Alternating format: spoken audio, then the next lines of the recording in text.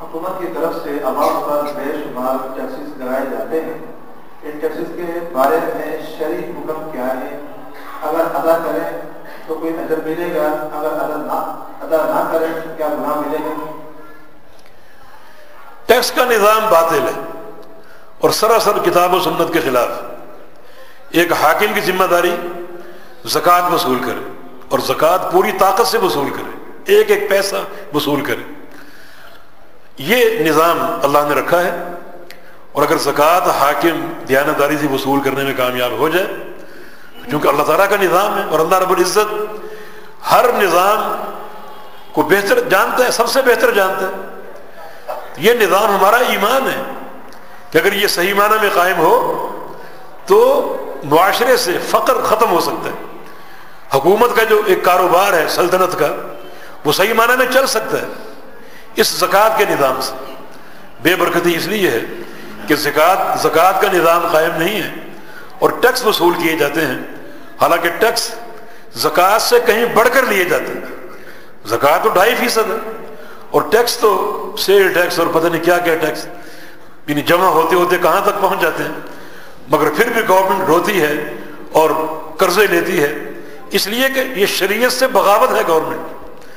تو شریعت میں زکوٰۃ کا نظام ہے، اس کو صحیح معنی میں نافذ کرنے میں اگر کامیاب ہو جاؤ تو سارے مسائل حل ہو جائیں گے، کیونکہ اللہ تعالیٰ کا نظام ہے اور اللہ کے نظام میں کوئی نقص نہیں ہے۔ اور ٹیکس جو حاکم ٹیکس لگاتا ہے وہ شریعت کی نگاہوں میں بہت ہی بدترین حاکم، جس کی دلیل پیغمبر علیہ السلام کی حدیث، آپ نے ماعز اسلمی کو جب سنسار کیا گیا اس موقع پر فرمایا تھا کہ ماعز اسلمی جس سے زنا کا عمل سرزد ہو گیا تھا، صحابہ نے کہا کہ اس نے کیوں اپنے آپ کو رسوا کیا، پردہ ڈال دیتا، ظاہر نہ کرتا اپنے آپ کو، خام خواہ اپنے آپ کو ظاہر کیا۔ اب نتیجہ یہ کہ اس پر پتھر مارے گئے، رجم کیا گیا۔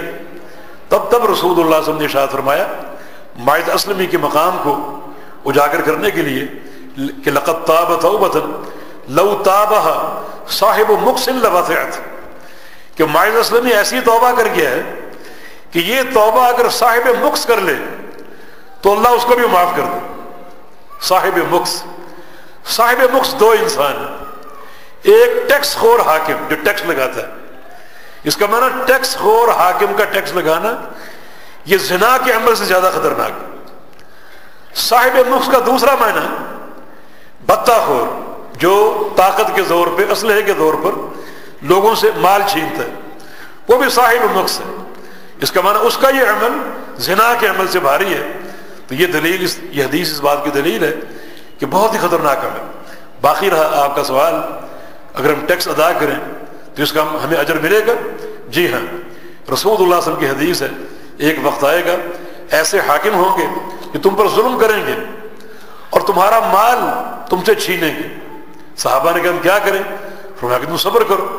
اس حدیث کو سامنے رکھتے ہوئے اگر تم صبر کرتے ہوئے جو مال وہ مانگتے ہیں، چھینتے ہیں، وہ تم ان کو ادا کرتے ہو، تو یقیناً اس حدیث کی اتباع کا بڑا اجر ملے گا، بڑا ثواب ملے گا۔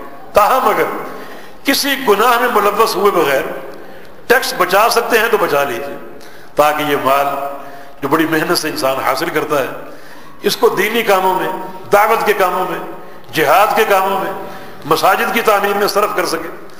بہت سی مدعات ہیں، بہت سے مصارف ہیں جہاں استعمال کی ضرورت ہوتی ہے، تو کسی امر حرام کے ارتکاب کے بغیر اگر ٹیکس سے بچا جا سکتا ہے تو ضرور بچ جائے، تاکہ یہ پاکیزہ پیسہ دین کے کام آ سکے۔ اللہ اعلم۔